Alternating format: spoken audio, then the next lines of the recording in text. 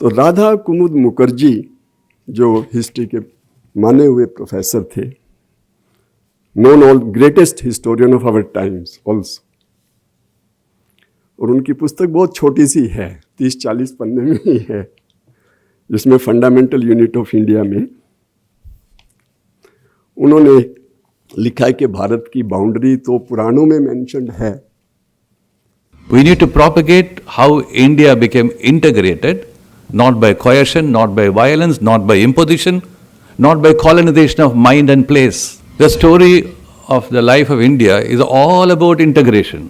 जब तक भारत का उद्देश्य है संपूर्ण मानवता को उसके श्रेष्ठतम उद्देश्यों तक ले जाना, ये इंटीग्रेशन ऑफ भारत उस आध्यात्मिक यात्रा का नाम है जिसमें हिस्ट्री भी है, पॉलिटिक्स भी है, कॉन्स्टिट्यूशन भी है और बहुत कुछ. कोल जी ने सही कहा कि मेन इसका मुद्दा ये है कि कुछ बात है कि हस्ती मिटती नहीं. वो बात क्या है? What is that x factor जिसको इसमें डिस्कस किया गया है. लाला हरदयाल स्टूडेंट थे लाहौर में, और उन्होंने कहा यंग मैन क्रिश्चियन एसोसिएशन, इसका सभी मेंबर बनते हैं, तो why let us form young man Indian association. This is the thought he give, and he decided to launch young man Indian association. तो लाला हरदयाल ने इकबाल को बुलाया कि आप इसमें मुख्य वक्ता होंगे, और कार्यक्रम आज ही है. तो इकबाल ने कहा इतना बड़ा कार्यक्रम और आज ही है, मुझे आपने नोटिस नहीं दिया, इसके लिए तो मुझे कुछ विशेष प्रस्तुत करना पड़ेगा. तो उन्होंने कहा जब तक आप आएंगे नहीं हम कार्यक्रम शुरू नहीं करेंगे. कार्यक्रम 3 बजे था, 10 अगस्त 1904 को. तो इकबाल ने अपने कमरे में बंद करके सोचना शुरू किया, और वो 7 बजे आए, और 7 बजे उन्होंने ये गीत प्रस्तुत किया, सारे जहां से अच्छा हिंदुस्तान हमारा. और ये फर्स्ट टाइम पब्लिश हुआ पंजाब यूनिवर्सिटी लाहौर के मैगजीन डेटेड 16 अगस्त 1904 को. ये गीत इतना सुंदर है जिसको आज तक हम गाते हैं, इसमें वो सब बात है जो हम कहना चाहते हैं. तो राधा कुमुद मुखर्जी जो हिस्ट्री के माने हुए प्रोफेसर थे, known all greatest historian of our times also, और उनकी पुस्तक बहुत छोटी सी है, 30-40 पन्ने में ही है, जिसमें फंडामेंटल यूनिट ऑफ इंडिया में उन्होंने लिखा है कि भारत की बाउंड्री तो पुराणों में मेंशन्ड है. लोग कह रहे हैं कि भारत कभी एक नहीं था. भारत हमेशा एक था, क्योंकि उत्तरम यत् समुद्रस्य च हिमाद्रि चैव दक्षिणम वर्षं तद भारतम नामम भारती यत्र संस्थित. ये तो हजारों साल पहले का श्लोक है, जिसके उत्तर में हिमालय है, दक्षिण में समुद्र है, वो भारत है, और उसके रहने वाले भारतीय हैं. तो इतने प्लेसेस ऑफ वर्शिप हैं. आप रामेश्वरम में जाइए, कश्मीर से जाइए, रामेश्वरम साउथ में है, वो अलग अलग कुएं में स्नान कराते हैं, और वो कहते हैं कि ये सभी नदियों का पानी यहाँ पर है. देयर आर 52 शक्ति पीठ्स. कितने साल से, हजारों साल पुराने, विष्णु पुराण की सब वो समय से. 12 ज्योतिर्लिंग, 7 मोक्षदायिनी शहर, अयोध्या, मथुरा, माया, काशी, कांची, अवंतिका, पुरी, द्वारावती, जब सप्तहिता मोक्षदायिका.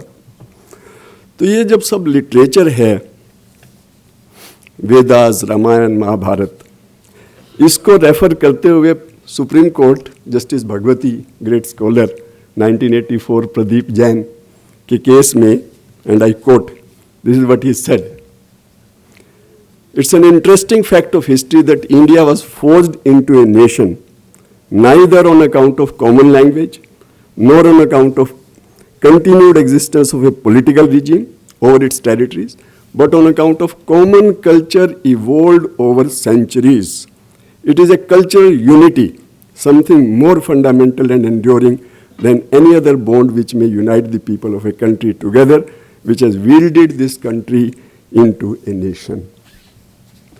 तो ये सुप्रीम कोर्ट में 1984 में जस्टिस भगवती ने बताया कि भारत एकात्म है, एकात्म रहा है, लैंग्वेजेस कितनी भी हों, there is something, there is in spite of all diversity there is a unity. इसीलिए हम तो वसुधैव भारत की भी बात करते हैं। और एकात्म मानववाद का जब दीनदयाल जी उपाध्याय ने लिखा, एक्सप्रेस किया, पॉलिटिक्स में हलचल मच गई उस समय कि सारे मानवता को हम एक आत्म गिनते हैं, एक आत्म गिनते हैं। वो जो यूनिटी का हमारा प्रिंसिपल है। मैं अपनी बात समाप्त करने वाला हूँ। सिर्फ एक इंटरेस्टिंग आपके सामने एक मैं कोटेशन पढ़ना चाहता हूँ।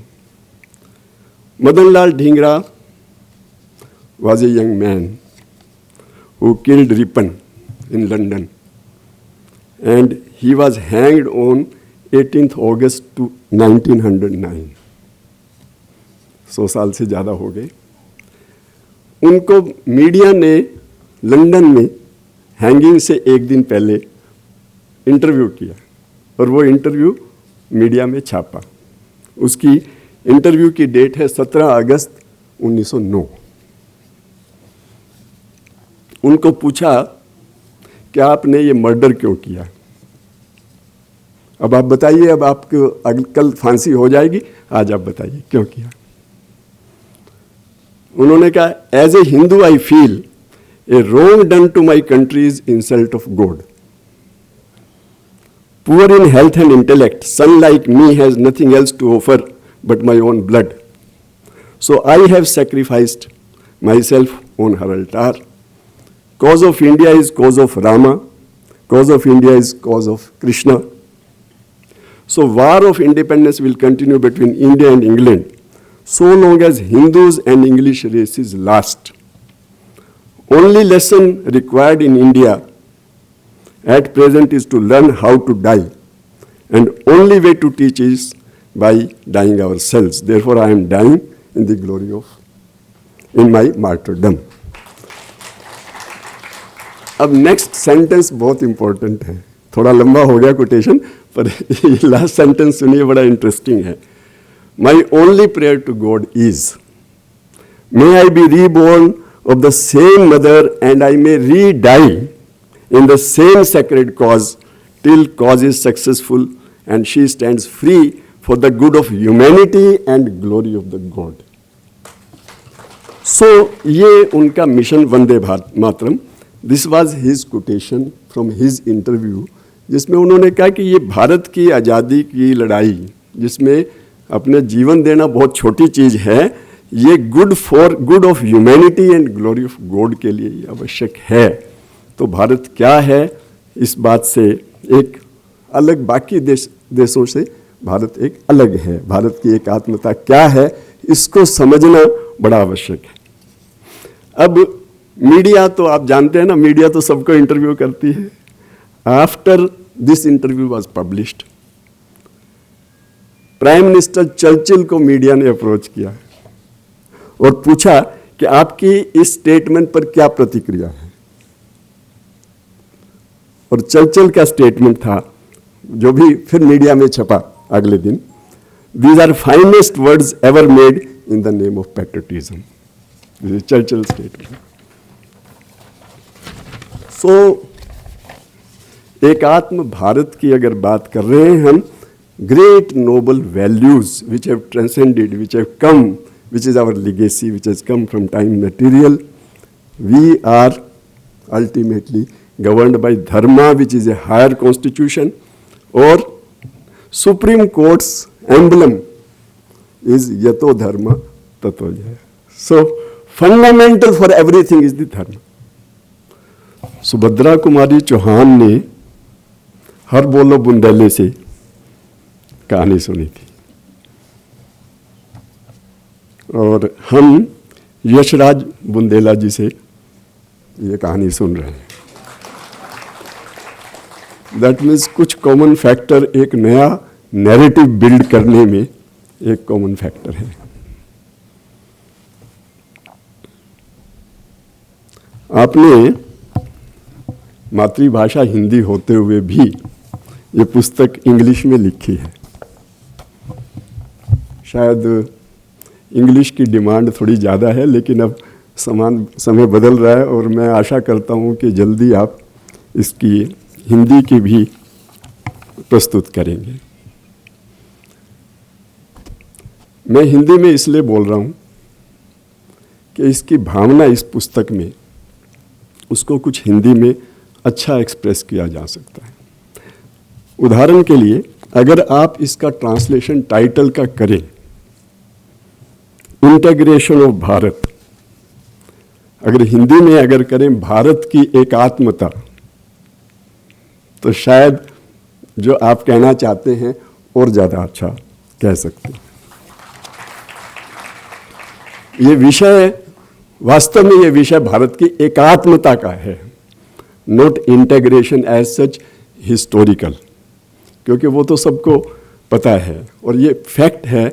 आपने हिस्टोरिकल इंटीग्रेशन के बारे में तो मेंशन किया है, लेकिन यूनिकनेस जो इस पुस्तक की है वो भारत की एकात्मता क्या है। अब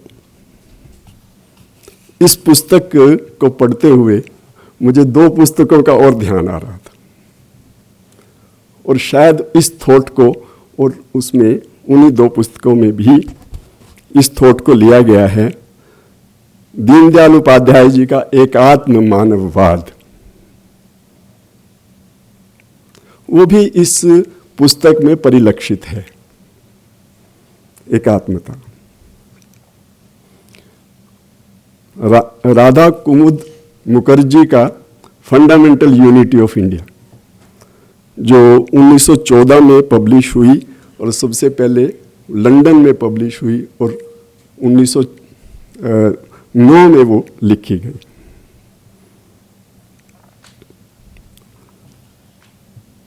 तो जैसा अभी जवाहरलाल कोल जी ने बहुत अच्छा एक्सप्लेन भी किया, आपने अटॉर्नी जनरल साहब ने किया, इस पुस्तक में एक पर्सपेक्टिव प्रेजेंटेड है। हिस्ट्री हम सब ने पढ़ी है, हिस्ट्री एक विषय है, ठीक है, कॉन्स्टिट्यूशन भी पढ़ा है, पॉलिटिक्स के बारे भी जानते हैं। तो जो integration of Bharat, political and constitutional perspective, so इसमें सबसे इंपॉर्टेंट इस बुक के टाइटल में है perspective. Perspective given by Yashraj Bundela ji, that is unique. हम जानते हैं जो हिस्टोरिकल इवेंट्स हुई हैं, 563 प्रिंसली स्टेट्स को भारत में इंटीग्रेशन किया गया। वो क्यों हुआ, उसका पर्सपेक्टिव क्या है, ये फैक्ट है, सरदार पटेल ने उनको किया, वो तो हम सब लॉयर्स पर्टिकुलरली इसको जानते हैं। लेकिन ये इसमें क्या कहना चाहते हैं यशराज जी, मैं उसको प्रिएम्प्ट नहीं करूँगा क्योंकि पुस्तक आप खुद पढ़ेंगे तो ज़्यादा आनंद आएगा, लेकिन कुछ थोड़ा सा इंट्रोडक्टरी बात।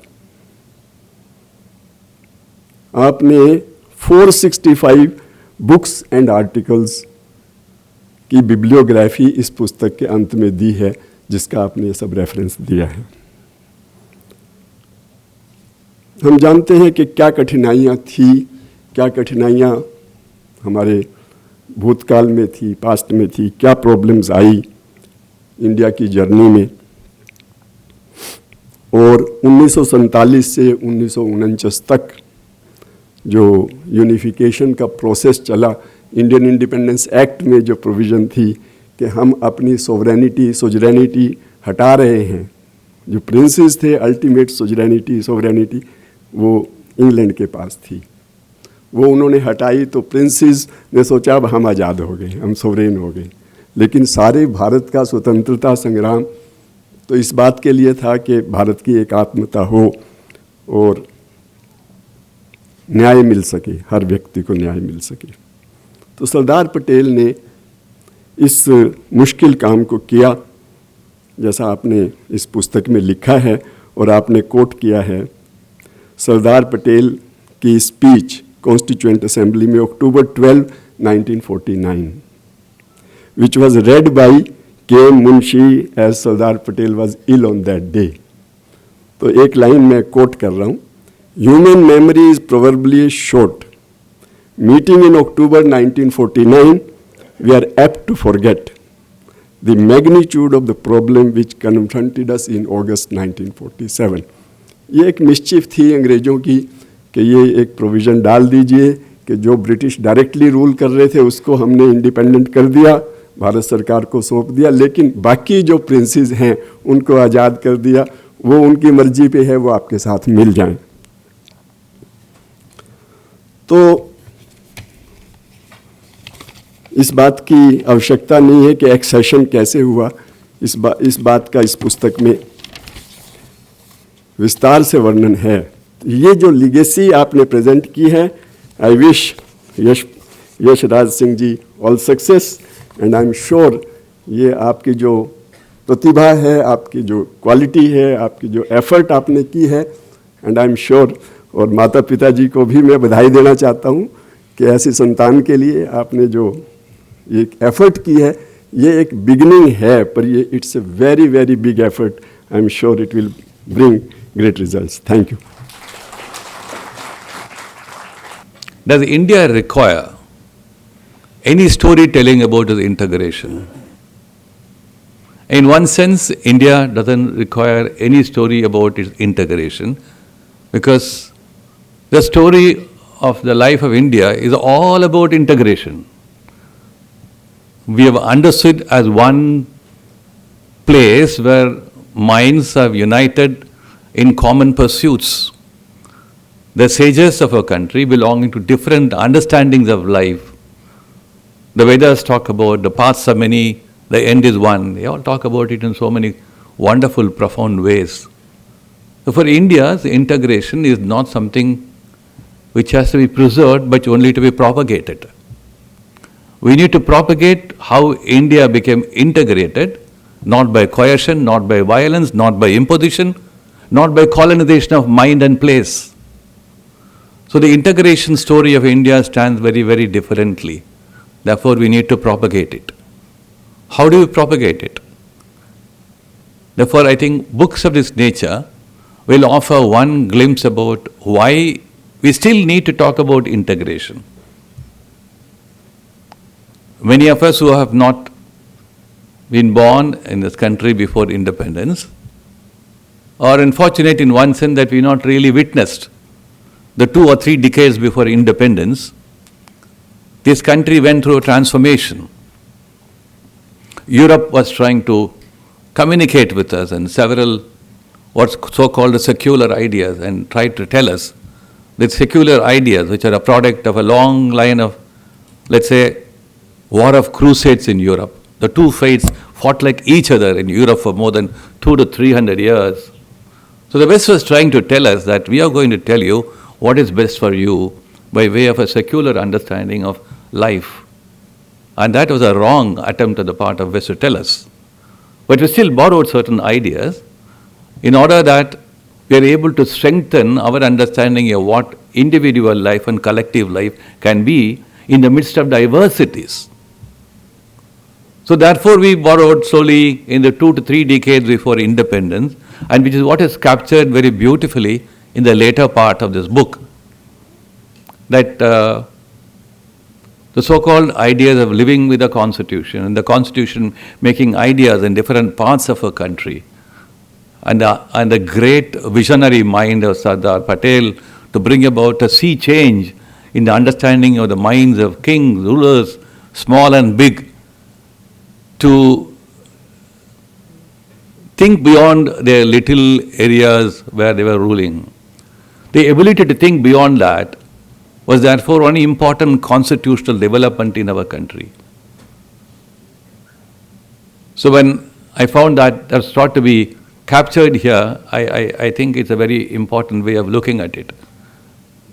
Books written about constitutional history of India, as students of law, we find a textbook or so will tell us everything began after East India Company landed here, as if East India Company is the origin of Indian history. As students of law, we only study that. But I suppose with books like this, our law universities and law schools will turn a little away from this very limited edition of understanding Indian history and to have larger editions of understanding our history. And that's very important. I'm not talking from any sectarian point of view. As I said, there are lots of new young writers on Indian history today. Why is it that they are in the field? Because for quite some time, we have seen history being written from a very, again, ideological point of view or some sectarian point of view. Or you had some ideas of history about writing only about events, people, and not the connecting thread between events, people, places. So for a proper history, geography, sociology, culture, religion, faith, all those connecting threads, if they're not properly perceived and connected, I think that history is no history at all. So we have a lot of young writers who are coming up to tell us about what India means to the rest of the world. If you look at the genre of literature about history between the 1900s, late 1900s and even the early 20th century, look at the titles of those books. Edward Gibbon writes the rise and fall of the Roman Empire. There are other books which talk about the rise and fall of the Third Reich. One European historian wrote a book called The Decline of the West, Oswald Spengler. So we write this genre of literature in both before and after the First and Second World War, which are looking at the lack of cohesiveness in the lives of people in the rest of the world, despite the great and courageous efforts being made by people in different parts of Europe to make sense about their life. For quite some time after the Bolshevik Revolution in 1917 from Russia, good part of Europe was in the pale shadow of one particular ideology. And there were occupations, colonizations by coercion, violence, and so on and so forth. And therefore, when violence, coercion, anything which is opposed to satyagraha and non-violence happens in people's life or history of nation, then there is something very fundamentally wrong in that place. I think to be a historian is a very difficult task. To be a writer today is an easy task. Any one of us can become a writer and write on anything you like, whether you have understood the subject or not. But to be a historian is a very difficult task. So I'm so glad that my former chambermate is now both a writer and a historian. I congratulate him for this very wonderful first step on his journey towards many, many such accomplishments. What does the book launch mean? It's not merely people who are addressed by the writer or the author of the book. It's not merely his sharing why he wrote the book or what the book means. It's something beyond that. Again, it all depends on what the book is about. So we find the wide genre of literature today, as I said. But in a book launch on a book like this, which talks about more than 5,000 years of our Bharatiya life. History is all about life. Life of a nation, life of people, and life of both. So when a book like this is thought to be launched, the author intends to connect with each and every one of you and our own thoughts and understanding of what we mean by being part of this great nation. So it's a connecting thread. It's not merely a monologue, it's a dialogue. The dialogue flows from both sides, and I suppose that's how books like this will become important in nation's life. When He began writing this book. He came and placed this manuscript on my table and wanted some comments. I told him I am least equipped and competent to offer any comment on a book like this because I am not a historian. I like to read history, of course. Many of us like to read history, sometimes superficially, sometimes for practical purposes, and sometimes beyond all these utilitarian considerations, because we want to know something beyond our own life. The limited editions of our life, we want to know something beyond that. So when you place this, I said, I have my reservation to offer any comment on this book. But I found after a couple of days, it was so inviting to get into the depths of the pages of his manuscript that I thought here is something very different and unique. But what made me so glad is that what I would not have done, he is able to do that. So I'm so glad that he has become part of the Writer Club of India and occupying called the History Writer Club of India.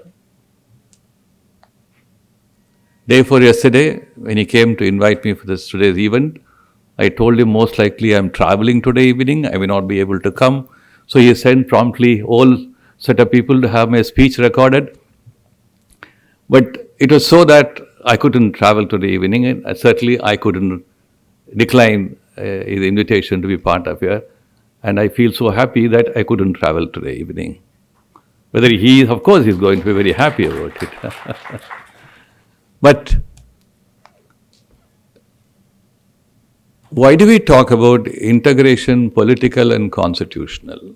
So we have a very auspicious day today in the life of Yashaji, and we are happy to be part of untying the ribbon, not cutting the ribbon, because cutting the ribbon means not uniting, untying means to tie it once again.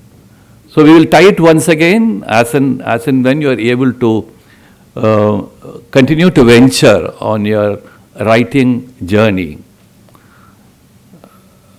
I just wish to conclude saying that today the life of the nation is seen from various angles, perspectives. Critics from various angles try to give new narrations, versions of what India ought to be. And when you want to say something about what India ought to be, you have to go back from the point of what India has been. So unless you know what India has been, you cannot say what India ought to be. So there is some school of thought which says we can close our eyes to what India has been, but we will say what India ought to be. I think they are mistaken. So we need people like Yashraj who will find out what India has been and what India has truly been. I congratulate him once again, and I thank you all for being today evening with me, and thus let us march together as part of a political and constitutional integration, because today politics and constitution are one blend. Without constitution there can be no politics, and without politics abiding by the constitution there can be no politics. So the new blend of politics and constitutional law, we need to have more and more writings, and I think probably anyone among you would be on the journey of writing such wonderful stories about India. Thank you for your attention.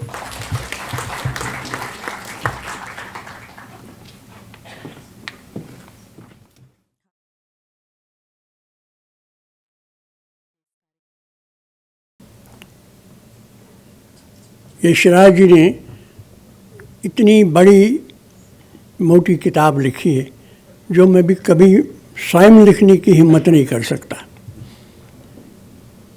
लेकिन इस पुस्तक को सरसरी तौर पर ही मैंने पढ़ा है और मैंने महसूस किया कि इस पर कमेंट करना, इसके बारे में इसकी व्याख्या करना एक अलग पुस्तक लिखने के बराबर होगा। थोड़े शब्दों में वो नहीं हो सकता, लेकिन पढ़ने के बाद कुछ बातें मेरे मन में भी उठने लगी, नई कुछ स्मृतियाँ।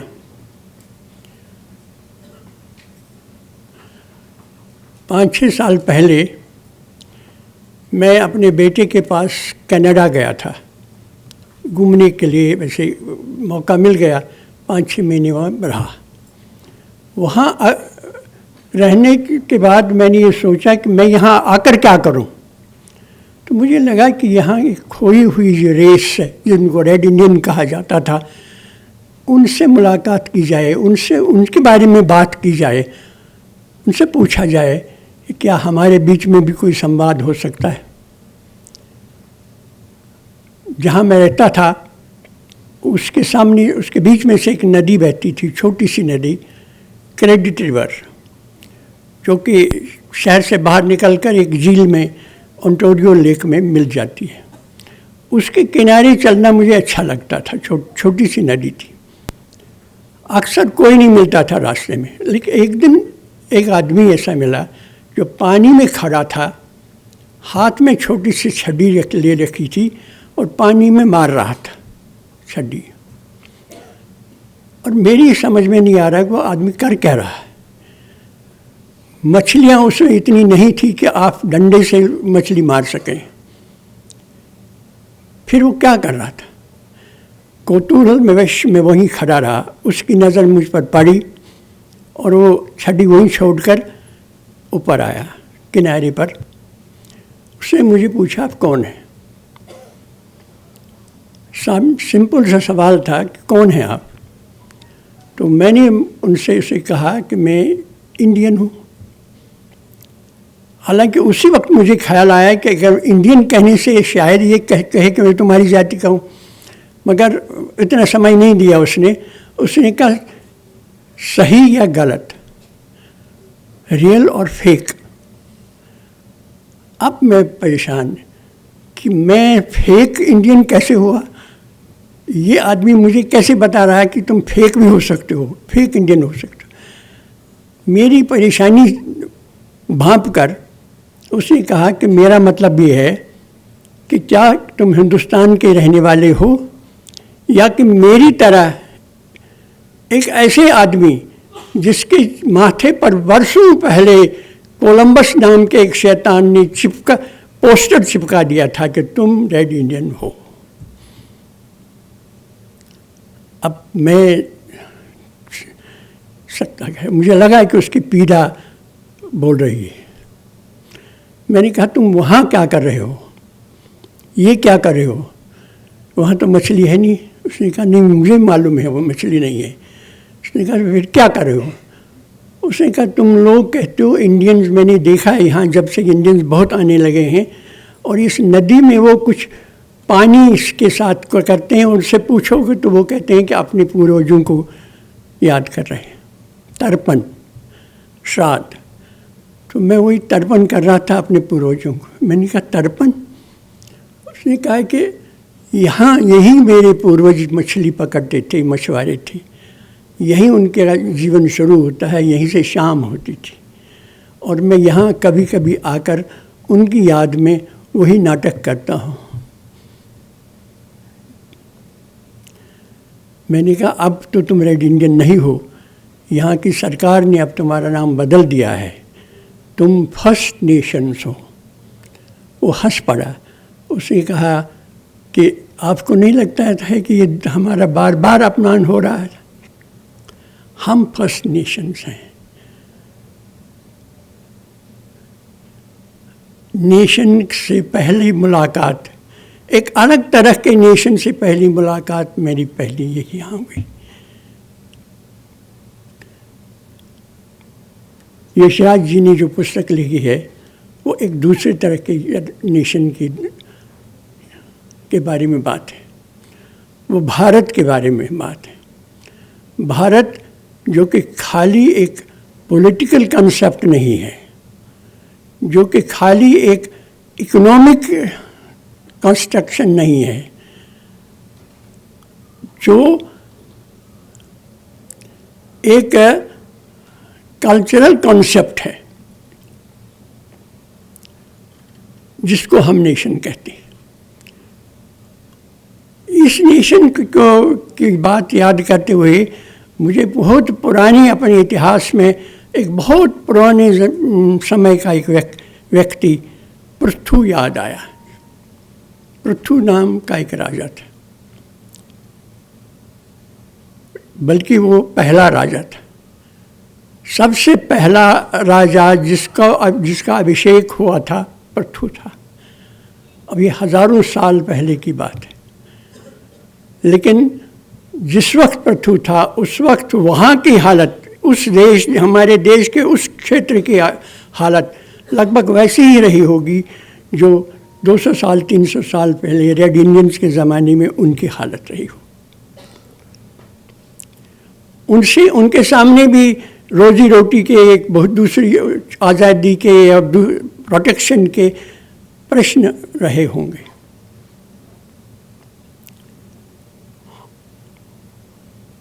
पृथु को उस समय के कुछ ऋषियों ने, कुछ मनीषियों ने आकर कहा कि तुम राजा बनने योग्य हो। उसकी समझ शायद पूरी तरह से नहीं आया होगा कि राजा का करना क्या है। उसने कहा तुम्हें प्रतिज्ञा करनी होगी। उसको खड़ा करके कहा, सामने सूर्य की ओर से मुँह करके कहा गया कि अब इस सूर्य के सामने तुम प्रतिज्ञा करो कि मैं आज से ये मान लूँगा कि जो प्रजा मेरे राज्य में है वो ईश्वर का ही एक रूप है, और ईश्वर के एक रूप में जो मैं उन ईश्वर की आराधना करता हूँ उनका पालन पोषण करूँगा, उनके सुख दुख के करूँगा। मैं राग द्वेष और वैमनस्य को छोड़कर समानता के आधार पर लोगों का भला करूँगा, और जो धर्म के इस आदेश को स्वीकार नहीं करता या उस पर नहीं चलता उनको दंड दूँगा। पहला राजा, इन्हें राष्ट्र का पहला सिंबल जो हमारे यहाँ पैदा हुआ वो एक सांस्कृतिक अवधारणा के आधार पर बना है। और कनाडा के इन आदिवासियों को या रेड इंडियन को, फर्स्ट नेशंस को, प्रथम राष्ट्र को और पूर्व के उस राष्ट्रीय संकल्प के बीच में कितना बहुत बड़ा अंतर है। इस अंतर को यशराज जी ने पाटने की कोशिश की है।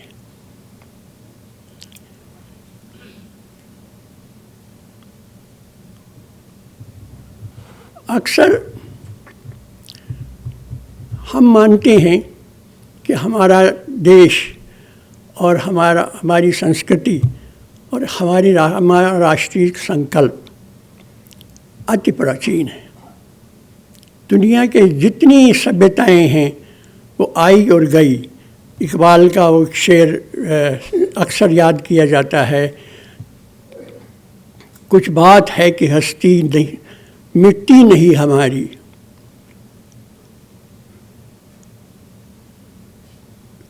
फिर भी कुछ ऐसा हुआ है कि कोई चीज़ हम में है जिसकी वजह से हम नष्ट नहीं हो रहे। ईरान है, रोम है, ग्रीस है, सब मिस्र है, सब नष्ट हो गए। अब तक मगर है बाकी नामो निशान हमारा। ये नामो निशान अगर है तो ये किसी भौतिक राष्ट्र का नहीं है, किसी महान शक्तिशाली देश का नहीं है। ये उसके आंतरिक बहुत दैविक और आध्यात्मिक शक्ति का एक ही प्रतिरूप है।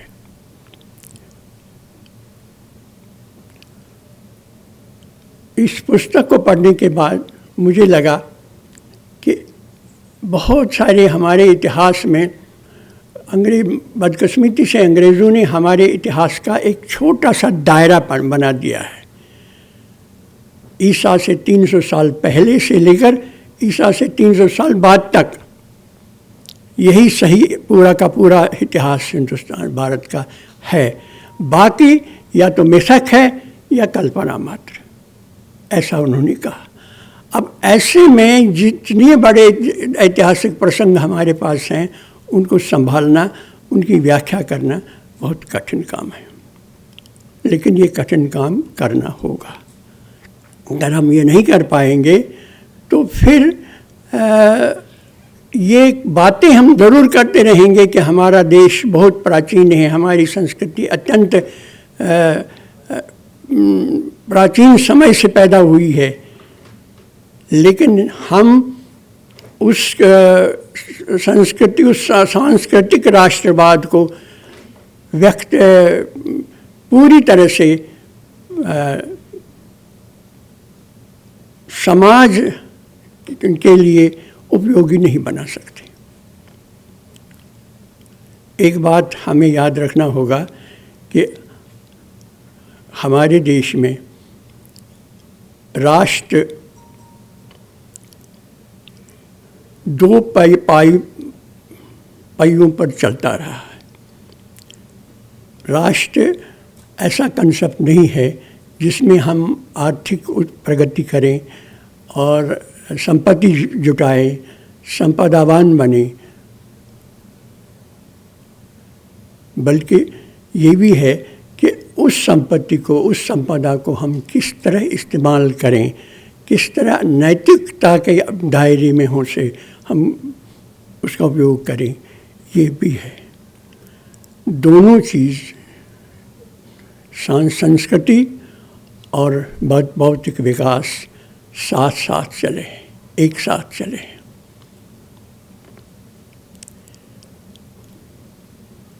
पुरु से पहले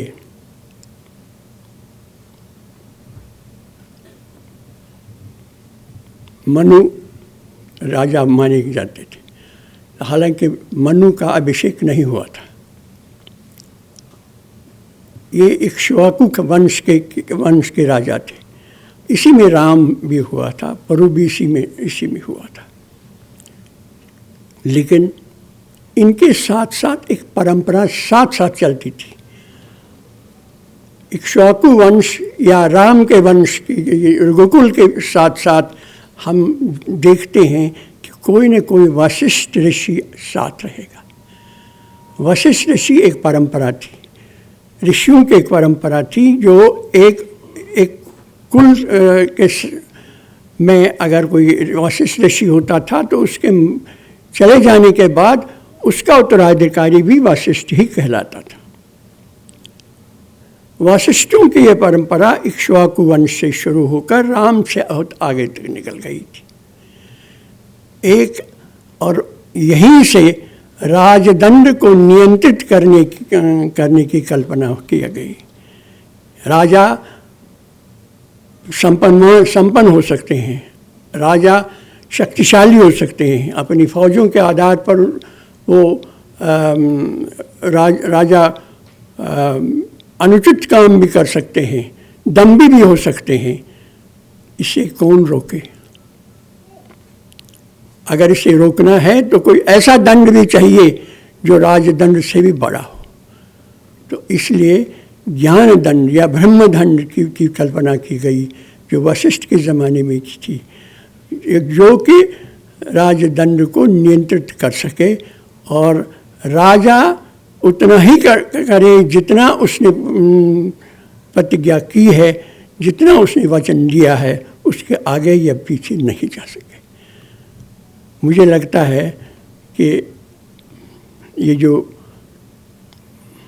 यशराज जी ने पुस्तक लिखी है, इस पुस्तक को पढ़ने से भले ही हम भारत का पूरा इतिहास न जान पाए, लेकिन भारत के इतिहास के ऐसे बिंदु हमें मिलते रहेंगे जो हमारे भीतर एक नए आइडियाज़, नए विचार, नई प्रेरणाएँ उभारते रहेंगे, जो हमें नए रास्ते खोजने की इच्छा हमारे मन में पैदा करेंगे।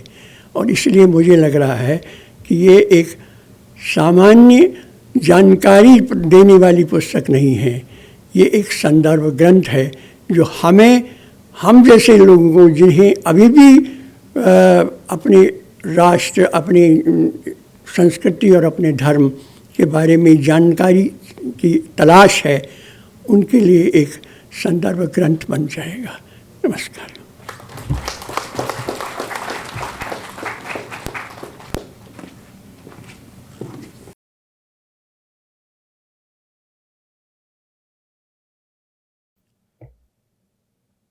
सबसे पहले तो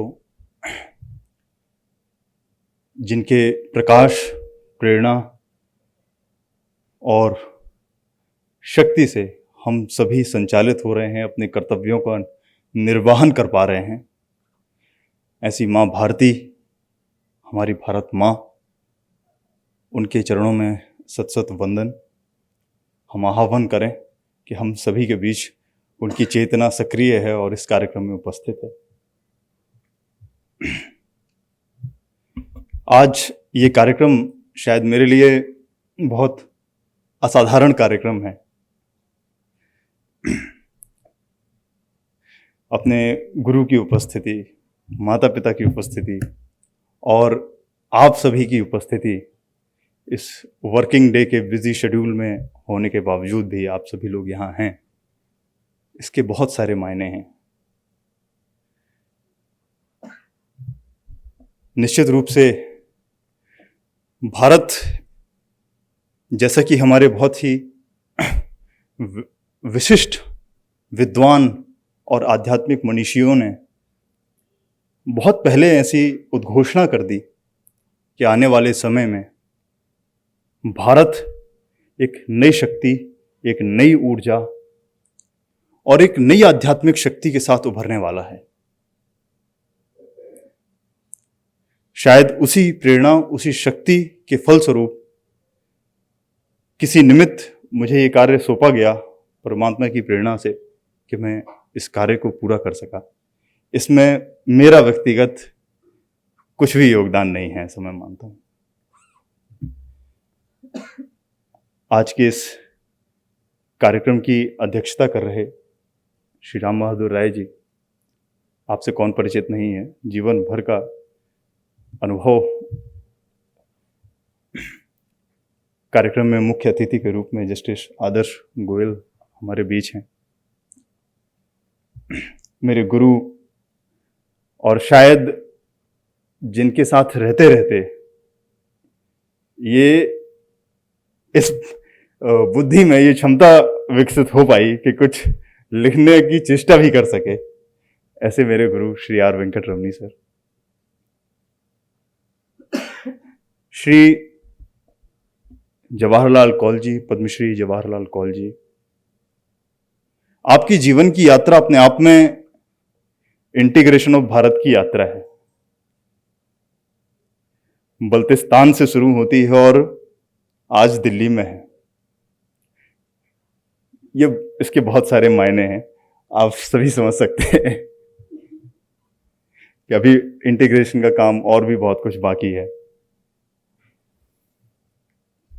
प्रोफेसर गौर, जिनके कारण ये सारा कार्यक्रम संभव हो सका, मैं आप सभी का बहुत बहुत आभारी हूं, आप सभी का बहुत बहुत अभिनंदन करता हूं। सर्वप्रथम तो मैं इस किताब को डेडिकेट करना चाहूँगा माँ भारती के उन सारे सपूतों को, उन बलिदानियों को, जिन्होंने अपने श्रम, अपने शौर्य, अपने ज्ञान, अपनी तपस्या से इस देश को पोषित किया, इसकी रक्षा करी और आज फिर से भारत जागृत हो सके, इसकी संभावना जागृत करी। मैं इस बुक को डेडिकेट करना चाहूँगा अपने माता पिता और उन सभी माता पिताओं को भी जो संभवतः अपनी सारी जरूरतों को सीमित करते हुए भी एक नई पीढ़ी तैयार हो सके भारत माँ की सेवा के लिए, ऐसे सभी माता पिता को ये किताब मैं समर्पित करता हूं। अपने गुरुजनों को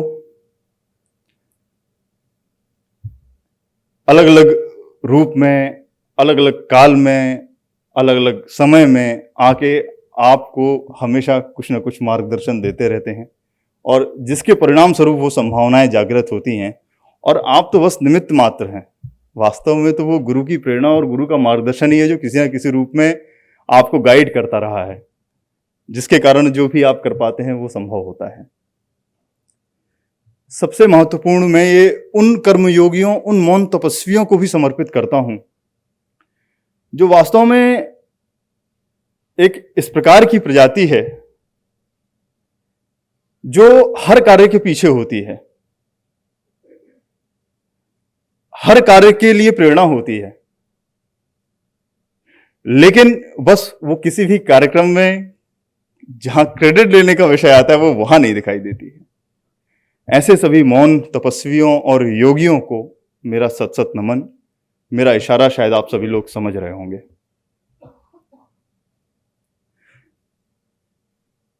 इस किताब की चर्चा करने के पहले मैं बहुत बहुत धन्यवाद देना चाहूंगा मेरे उन सारे सहयोगियों का जिनके साथ बैठ के हमारे जम्मू कश्मीर अध्ययन केंद्र और सारे जो किसी भी रूप में इस जम्मू कश्मीर और 370 या इनसे जुड़े हुए विषयों से रहे और सारा डिस्कोर्स, सारा चिंतन मनन हमने सब साथ में किया।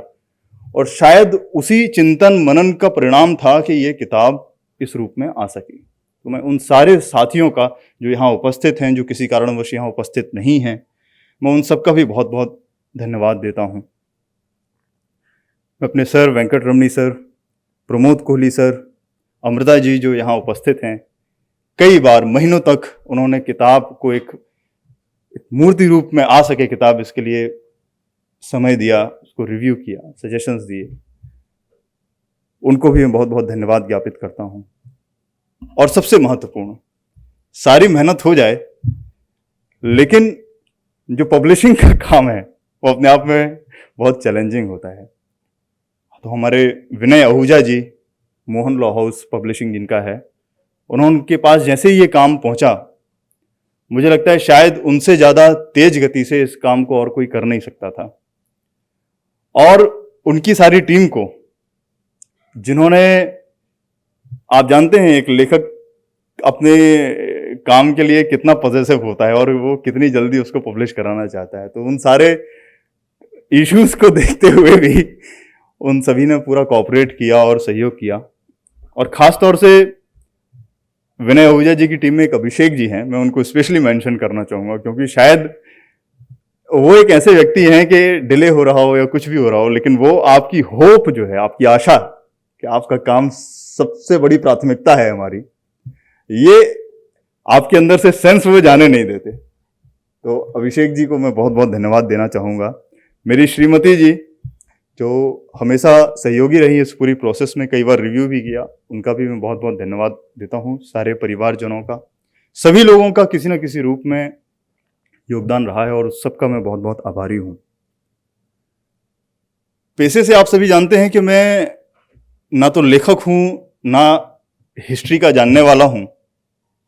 ये तो बस एक एज अ चांस, एक अपॉर्चुनिटी सामने थी, उसमें अपने आप को जो सर से सीखा, किसी भी काम को उसके अंत तक, किसी भी रिसर्च को अपने एंड पॉइंट तक लेके जाना, उसके मूल, उसकी जड़ को पिक करना, बस उसी प्रोसेस से करते करते हिस्ट्री, जम्मू कश्मीर के विषय को काम करते करते जम्मू कश्मीर के विषय में जो बातें समझ में आई कि हिस्ट्री कितना महत्वपूर्ण विषय है और हिस्ट्री को, उन्हीं तथ्यों को किस प्रकार से अलग अलग तरीके से पेश किया जा सकता है और उनके मायने बदल दिए जाते हैं।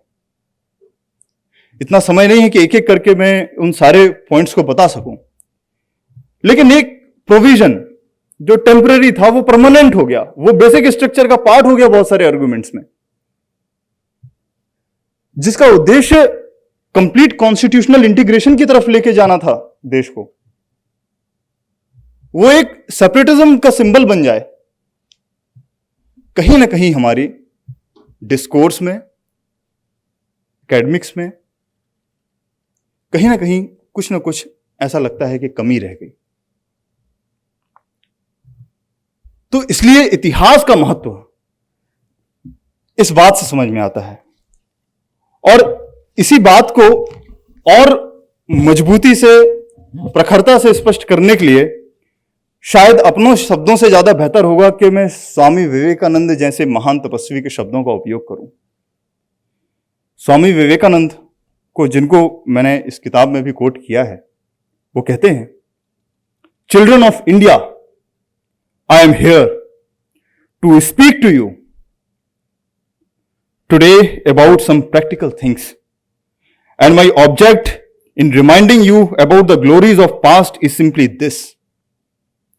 Many times I have been told that looking into the past only degenerates and leads to nothing, and that we should look to the future. That is true, but out of the past is built the future. Look back, therefore, as far as you can. Drink deep of the eternal fountains that are behind. And after that, look forward, march forward, make India brighter, greater, much higher than she ever was. Our ancestors were great. We must recall that. We must learn the elements of our being, the blood that courses in our veins. We must have faith in that blood and what it did in the past, and out of that faith and conscious of past greatness, we must build an India yet greater than what she has been. This is a path. This is the responsibility is given for us in our shoulders, and we all are duty bound to do justice to that. Through this and the small attempt, एक छोटा सा प्रयास था कि उस भारत के सौर्यतम इतिहास को, जो कई परतों में प्रायः हम देखते हैं कि जो जनरली जो हिस्ट्री अकाउंट्स हमें जो मिलते हैं, उनमें वो शायद कहीं मिसप्लेस हो जाता है, उस सारे अकाउंट को नरेट करने का ये प्रयास था। इंटीग्रेशन विषय इसलिए क्योंकि ये पूरी एक यात्रा है। Bharat is like a life. आप उसको विजुलाइज कर सकते हैं, आप उसको फील कर सकते हैं, आप उस पर चिंतन कर सकते हैं, मेडिटेट कर सकते हैं। So integration of Bharat is a journey. वो जर्नी हजारों वर्षों पूर्व में शुरू हुई, अलग अलग आयामों से होते होते, अलग अलग उतार चढ़ावों को देखते हुए, संघर्षों की यात्राओं से होते हुए वो अपने गंतव्य तक 1947 में स्वतंत्रता को प्राप्त करते हुए आगे बढ़ती है। जबकि अलग अलग प्रकार की व्यवस्थाएं भारत में थी, उन व्यवस्थाओं के परे जाते हुए एक संवैधानिक व्यवस्था में रूपांतरित होते हुए और एक इंटीग्रेटेड भारत के रूप में हमारे सामने आज नजर आती है। यह प्रक्रिया सहज नहीं थी, इसके लिए बहुत त्याग किया गया, समर्पण किया गया, और उन सभी लोगों का जिन्होंने अपना पूरा बलिदान इसके लिए दे दिया, उन सभी को याद करने का, इतिहास को जानने का यह अवसर है। यह इंटीग्रेशन की यात्रा ना ही 1947 में समाप्त हुई, ना 1950 में संविधान के आ जाने के बाद समाप्त हुई, ना ही 2019 में बहुत सारे जो मूलभूत संविधानिक परिवर्तन हमने देखे ना उससे समाप्त हुई। बहुत महत्वपूर्ण एक निर्णय आ जाने के बाद भी समाप्त नहीं होती है, और ये यात्रा चिरंतर चलती रहेगी जब तक भारत का उद्देश्य है संपूर्ण मानवता को उसके श्रेष्ठतम उद्देश्यों तक ले जाना। ये इंटीग्रेशन ऑफ भारत उस आध्यात्मिक यात्रा का नाम है जिसमें हिस्ट्री भी है, पॉलिटिक्स भी है, कॉन्स्टिट्यूशन भी है और बहुत कुछ भी है। बहुत बहुत धन्यवाद।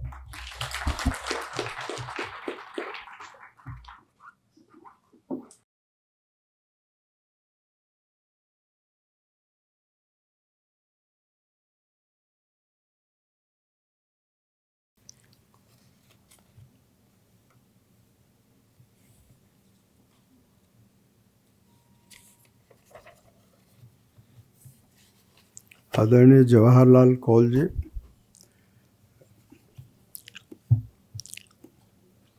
एनजीटी के पूर्व अध्यक्ष और न्यायमूर्ति आदर्श गोयल जी, पूर्व अटॉर्नी जनरल आर वेंकट रमनी जी, लेखक एडवोकेट यशराज सिंह जी बुंदेला, कलानिधि डिवीज़न के निदेशक प्रोफेसर रमेश गौड़, आज के कार्यक्रम का संचालन कर रही हैं कात्यायनी चतुर्वेदी, और मित्रों, इंटीग्रेशन ऑफ भारत के लिए यशराज सिंह जी को मैं बधाई देता हूँ। इन्होंने काफ़ी पहले, मेरा ख्याल कि जब किताब आई थी उसी समय इन्होंने मुझे वो किताब दी थी, और मैंने तब भी उसको पढ़ा था, देखा था, और कुछ उसमें से अपने काम की चीज़ निकाली भी थी। ये तब भी मैंने अनुभव किया था कि ये बहुत मेहनत से और शोध से बनी हुई किताब है। आपने इस किताब पर अभी आदर्श गोयल जी को, उससे पहले आर वेंकटरमण जी को, कौल साहब को, सबको सुना। फिर भी कुछ ऐसी बातें हैं जो मुझे कहने की ज़रूरत महसूस हो रही है। पहली बात जो मैं ये कहना चाहता हूँ कि वकील यहाँ जो बहुत उपस्थित भी हैं, तो वकील बोलते ज़्यादा हैं, लिखते कम हैं। पढ़ते भी बहुत ज़्यादा हैं, लेकिन कम वकील हैं जो लिखते हैं।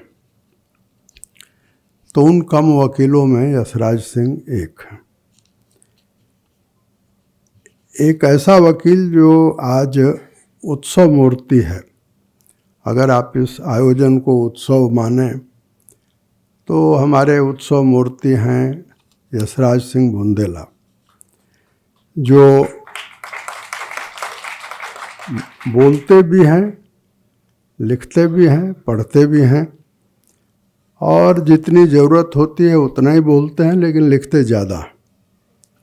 और उसी ज़्यादा लिखने का परिणाम है कि कौल साहब जैसा पुराना, मुझे लगता है कि कौल साहब जैसा कोई पत्रकार दिल्ली में है नहीं। और कौल साहब भी अगर इस किताब को देखकर डर जाएं या हदस जाएं,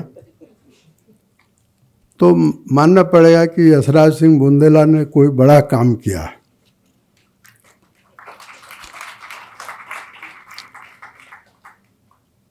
लेकिन इन्होंने इसमें रिसर्च किया है। आप पढ़ेंगे, इसको खोजेंगे, इसको पलटेंगे तो आप ये पाएंगे।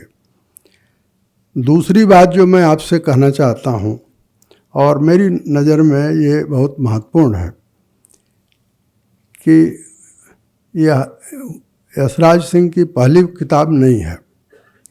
यशराज सिंह की ये दूसरी किताब है, और ये पहली किताब की कंटिन्यूटी में है। ये एक अच्छी बात है। पहली किताब इनकी है Hari Singh, the exiled king of Jammu Kashmir, और ये किताब 2019 में आई। इस किताब को पढ़ते हुए, इस किताब को अगर आप पढ़ेंगे तो आप यशराज सिंह बुंदेला की तारीफ़ करेंगे। इसलिए तारीफ़ करेंगे क्योंकि हरि सिंह के साथ बहुत अन्याय हुआ है। उनके बेटे कर्ण सिंह यहाँ दिल्ली में मौजूद हैं, उनका बड़ा नाम है, मैं भी उनकी इज्जत करता हूँ, लेकिन उनके साथ अन्याय करने में नेहरू का जितना बड़ा रोल है, उससे ज़्यादा बड़ा रोल कर्ण सिंह का है। और अब इतिहास हरि सिंह के साथ न्याय कर रहा है। उस देशभक्त हरि सिंह को लोग अब याद कर रहे हैं, जब दरअसल हरि सिंह को भुला सा दिया गया था। उस व्यक्ति ने इस देश के लिए जो त्याग किया है, जो बलिदान किया है, उसे जानने की ज़रूरत है। और इस मायने में यशराज सिंह की जो पहली किताब है थोड़ी रोशनी डालती है। और भी कई लोगों ने उस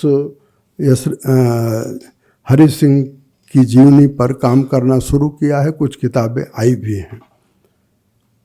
तो वो किताब उनकी आई थी 2019 में, और ये किताब आई पिछले साल यानी 2023 में।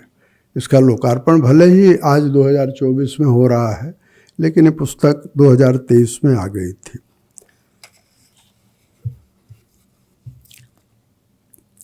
इस पुस्तक में क्या है, अभी भी इस पुस्तक के बारे में यशराज सिंह भी बोलते बोलते कहीं और भटक गए। पुस्तक में क्या है इस पर आने के पहले ही इन्होंने अपना भाषण समाप्त किया।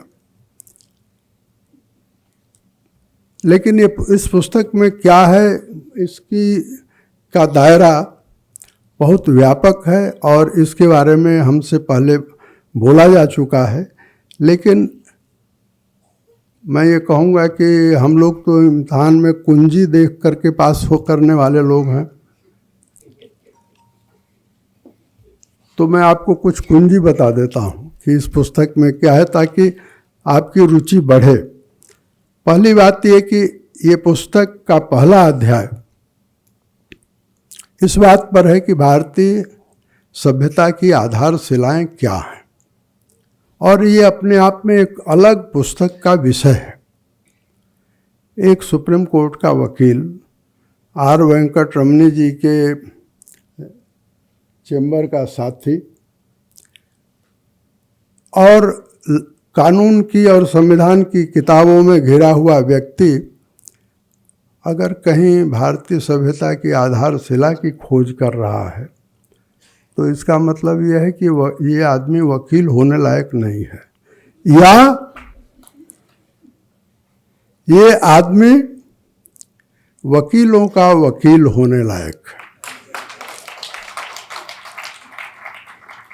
और वकीलों का वकील कौन होता है? जो भारत का वकील हो, जो भारतीयता का वकील हो, जो भारतीय एकता का वकील हो। और आदर्श गोयल जी के शब्दों को मैं अगर चुनूं तो भारतीय एकात्मता का जो वकील हो। यशराज सिंह बुंदेला भारतीय एकात्मता के वकील हैं, और यह मैं अपने व्यक्तिगत संबंधों से भी जानता हूं और इनकी किताब भी बताती है। संवैधानिक इतिहास भी इस पुस्तक में है। जम्मू कश्मीर की वो कहानी है जिसे हम सब अब थोड़ा बहुत तो जानते ही हैं, लेकिन जम्मू कश्मीर की कहानी अब का एक वकील जब लिखेगा तो उसकी भाषा अलग होगी, और एक पत्रकार लिखेगा तो उसकी भाषा अलग होगी। आहत जम्मू कश्मीर एक पुस्तक जवाहरलाल कौल जी की है।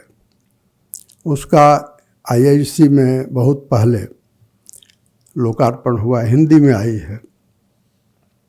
हमारे बगल में जितेंद्र सिंह जी थे मंत्री उस दिन, तो जब मैंने बोलने के क्रम में कहा कि कौल साहब की अंग्रेजी वाली किताब से हिंदी वाली ज़रा बेहतर बनी है, तो जितेंद्र सिंह ने मुझसे पूछा कि अंग्रेजी में आई थी क्या किताब? अब मैं इससे ज़्यादा कुछ नहीं कहूँगा। अंग्रेजी की इनकी किताब का लोकार्पण यहीं हुआ था, लेकिन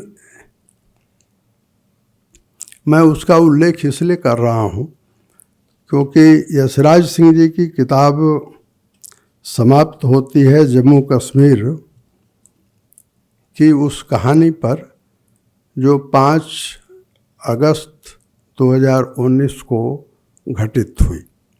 और ये चमत्कार है भारतीय इतिहास का, ये चमत्कार है भारतीय संविधान का, ये चमत्कार है भारत के प्रधानमंत्री नरेंद्र मोदी का। कोई कल्पना नहीं कर सकता था कि भारत में 370 ऐसे हट जाएगा, लेकिन जवाहरलाल कौल जी की किताब में इसको जिस ढंग से समझाया है वह जानने लायक है। और इन्होंने एक लोक कथा का उल्लेख किया है कि 370 जिस तरह से आया, 370 को और 35A को, दोनों को अगर आप मिला करके देखें और उसको षड्यंत्र की एंगल के दृष्टिकोण से देखें,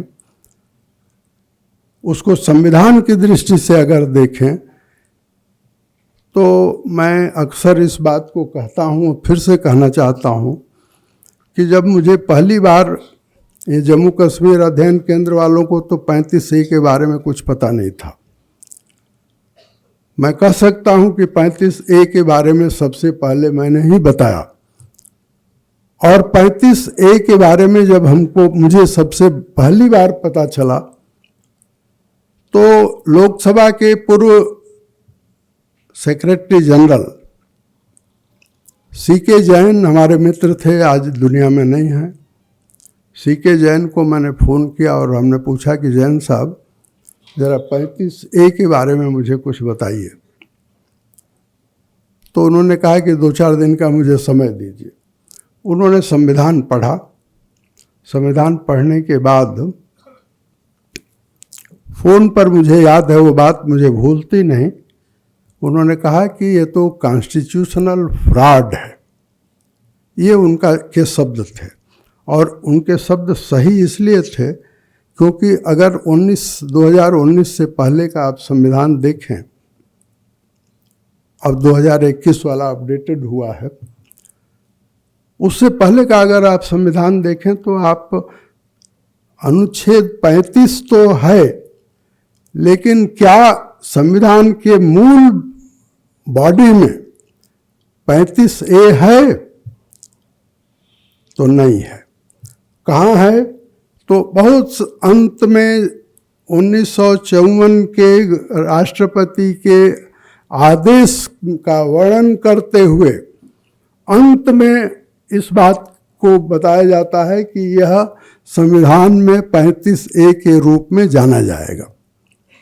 ये कॉन्स्टिट्यूशनल फ्रॉड नहीं है तो क्या है? इसकी न संसद को जानकारी दी गई, न मंत्रिमंडल को जानकारी दी गई। संभवतः जवाहरलाल नेहरू ने बाबू राजेंद्र प्रसाद से कहा होगा, उन्होंने दस्तखत कर दिया होगा। ये 1954 की बात है। मैंने आपसे कहा कि कौल साहब ने इसको बहुत ढंग से समझाया है, और वो ये कि भस्मासुर की कहानी हम सब लोग जानते हैं। तो जिस तरह से भस्मासुर पैदा हुआ था, प्रधानमंत्री नरेंद्र मोदी और गृह मंत्री अमित शाह ने उसी तरह से उस भस्मासुर को समाप्त कर दिया।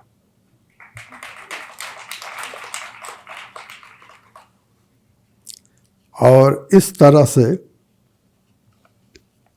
ये पुस्तक जम्मू कश्मीर की कहानी कहते हुए पूरी होती है।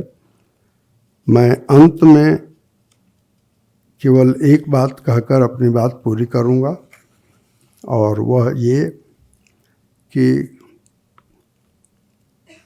इस पुस्तक को यशराज सिंह जी 250 पेज में आप बदलिए। मैंने आपसे पहले भी कहा था, अब सबके सामने कह रहा हूं, और इसलिए कह रहा हूं क्योंकि पिछले दिनों 2 किताबें आई हैं। एक किताब ऑस्ट्रेलिया के भारत में रहे राजदूत ने लिखी है, shortest history of India, Bharat के इतिहास पर सबसे खूबसूरत किताब और सबसे छोटी किताब वो है। और उसी तरह से अभी दूसरी किताब आई है शॉर्टेस्ट हिस्ट्री ऑफ वर्ल्ड, और तीसरी किताब आई है shortest history of China. Google बाबा आपकी मदद करेंगे, आप खोज लेंगे उसको, आप देखेंगे। मैं चाहता हूं कि यशराज सिंह जी भी इसको 250-300 पेज की किताब बनाएं और ये लाखों में बिके लोगों को में लोकप्रिय हो, मैं अपनी बात पूरी करता हूँ।